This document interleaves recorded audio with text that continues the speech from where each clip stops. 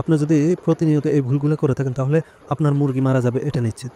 যেখানে খাচ্ছে সেখানে থাকছে এবং কি সেখানে মল ত্যাগ করতেছে, ধান চাল ভাত এগুলো এড়িয়ে চলবেন শীতকালে। আসসালামু আলাইকুম রহমতুল্লাহ। JRS এগ্রো প্লাসে আপনাদেরকে স্বাগতম। দেশ এবং দেশের বাইরে যে যেখান থেকে আমার ভিডিওটা দেখতেছেন সকলকে জানাই আন্তরিক শুভেচ্ছা ও অভিনন্দন।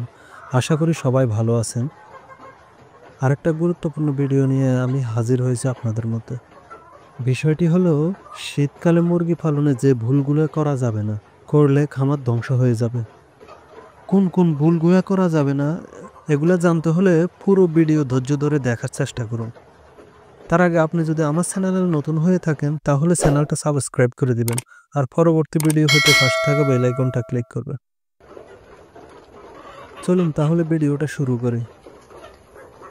শীতকালে মুরগি পালনের যে ভুলগুলা করা যাবে না, আপনি যদি প্রতিনিয়ত এই ভুলগুলো করে থাকেন তাহলে আপনার মুরগি মারা যাবে এটা নিশ্চিত।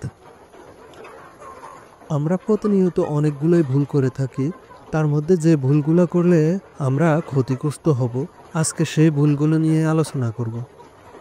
যদি আপনি মুরগি পালন করেন তাহলে শীতকালে মুরগি পালনের জন্য কিছু গুরুত্বপূর্ণ বিষয় খেয়াল রাখা প্রয়োজন। শীতের সময় আবহাওয়া শীতল হতে শুরু করে এবং আর্দ্রতা বেড়ে যায়, যা মুরগির শরীরে প্রভাব ফেলে। শীতকালে মুরগি সবচাইতে বেশি যে কারণে আক্রান্ত হয়ে থাকে তার মধ্যে সবচাইতে গুরুত্বপূর্ণ হলো পরিষ্কার পরিচ্ছন্নতার অভাব। আপনি মুরগি যেখানে পালন করেন তার চতুর্পাশে এবং কি মুরগি থাকার জায়গা যদি পরিষ্কার পরিচ্ছন্ন না রাখেন তাহলে আপনি বিপদগ্রস্ত হবেন।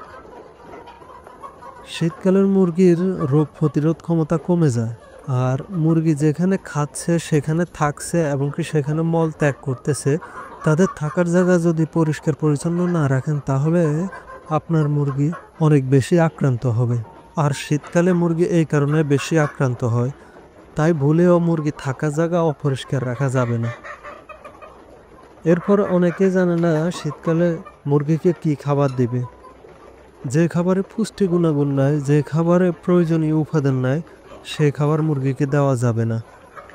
শীতকালে আপনি যদি বাচ্চা পালন করেন তাহলে বাচ্চাকে 1 থেকে 35 দিন পর্যন্ত সোনালি স্টার্টার বা ব্রয়লার স্টার্টার খাবার দেবেন। ধান চাল ভাত এগুলো এড়িয়ে চলবেন শীতকালে। আর বড় মুরগির ক্ষেত্রেও একই রকম ধান চাল ভাত এগুলা খাওয়াবেন না। বাজারে যে রেডি ফিডগুলো পাওয়া যায় সেগুলা খাওয়াবেন। ওইগুলা ভিটামিন এবং মাল্টিভিটামিন দ্বারা প্রস্তুতকৃত। বাচ্চা মুরগিকে সোনালি স্টার্টার, মাঝারি মুরগিকে সোনালি গ্রোয়ার আর বড় মুরগিকে লেয়ার লেয়ার 1 খাওয়াবেন। শীতকালে মুরগির শরীরে ভিটামিন মিনারেল প্রোটিন খনিজ পদার্থ এগুলো প্রয়োজন, গরমকালে এগুলোর প্রয়োজন পড়ে না। আর বাজারের রেডি ফুডগুলোর মধ্যে এই ধরনের সব কিছু রয়েছে যা মুরগির রোগ প্রতিরোধ ক্ষমতা বৃদ্ধি করে। শীতকালে বাজারের খাদ্যর পাশাপাশি কিছু ভিটামিন জাতীয় ওষুধ খাওয়াতে হবে, যেমন লাইসোবিড, ইসেল, AD3 ইত্যাদি। এই ওষুধগুলো মুরগির শরীরে রোগ প্রতিরোধ ক্ষমতা বৃদ্ধি করে। যখন মুরগির শরীরে রোগ প্রতিরোধ ক্ষমতা বাড়বে তখন মুরগিকে কোনো ধরনের রোগ আক্রমণ করতে পারে না। শীতকালে মুরগিকে ঘন ঘন তাজা তাজা পানি দিতে হবে। এই জিনিসটা খুবই গুরুত্বপূর্ণ বিষয়।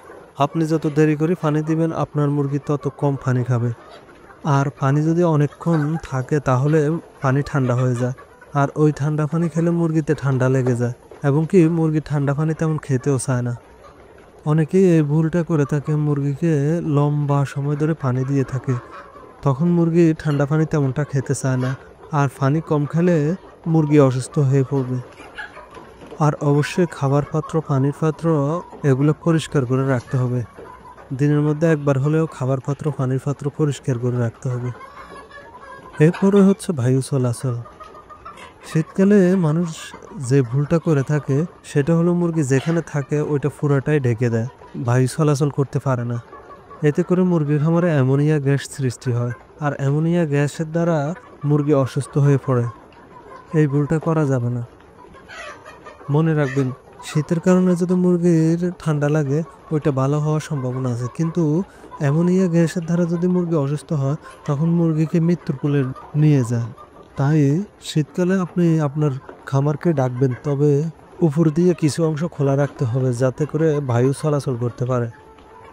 এরপরে কৃমির ডোজ না করে মুরগিকে শীতকালে পালন করা যাবে না। আপনার মুরগির বাচ্চার বয়স যদি ৩৫ দিনের ওভার হয় তাহলে আপনি যদি কৃমির ডোজ না করে থাকেন তাহলে অবশ্যই কৃমির ডোজ করে নেবেন।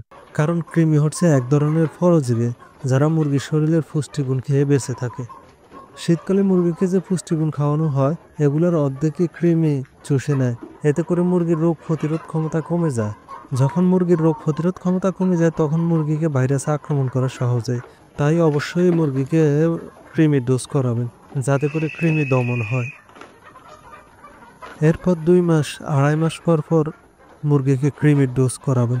এতে করে আপনার মুরগির রোগ প্রতিরোধ ক্ষমতা বৃদ্ধি পাবে এবং আপনার মুরগি সুস্থ থাকবে। আপনি যদি কৃমির ডোজ না করেন তাহলে শীতে আপনার মুরগি অসুস্থ হয়ে পড়বে, এটা নিশ্চিত। তাই এই ভুলটা করা যাবে না।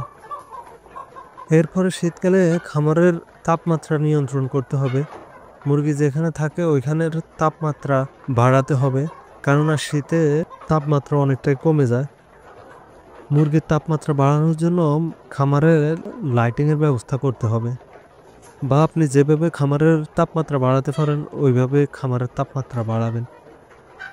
শীতকালে মুরগি যেখানে মলমূত্র ত্যাগ করতেছে সেই জায়গাটা তাড়াতাড়ি নষ্ট হয়ে যায়, তাই ওই জায়গাটা পরিষ্কার রাখতে হবে।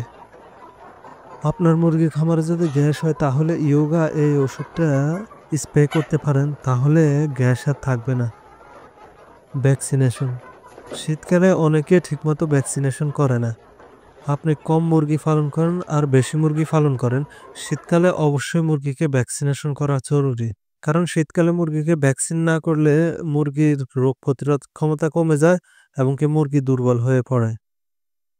শীতকালে মানুষ আরেকটা ভুল করে থাকে, সেটা হলো আপনি কখন পর্দা উঠাবেন বা কখন পর্দা নামাবেন সে বিষয় অনেকেই এটা জানে না।